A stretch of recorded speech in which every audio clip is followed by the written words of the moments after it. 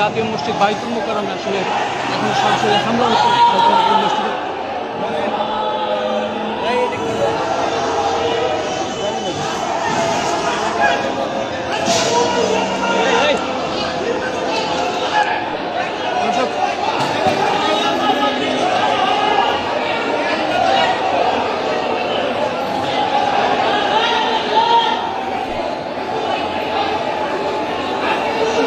দর্শক, সরাসরি যুক্ত রয়েছে বাইতুল মুকাররম মসজিদে। আসলে এখানে হামলা হচ্ছে সাধারণ মুসল্লিদের সাথে।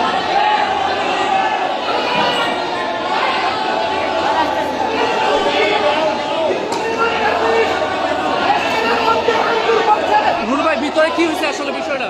আজকে স্বাভাবিকভাবে আমরা নামাজে আসছি, আমাদেরকে রুহুল আমিনের সন্ত্রাসীরা আওয়ামী লীগের গোপালগঞ্জ থেকে মাদ্রাসা থেকে লোকজন নিয়ে এসে আপনারা দেখেন মসজিদের ভিতরে ভাঙচুর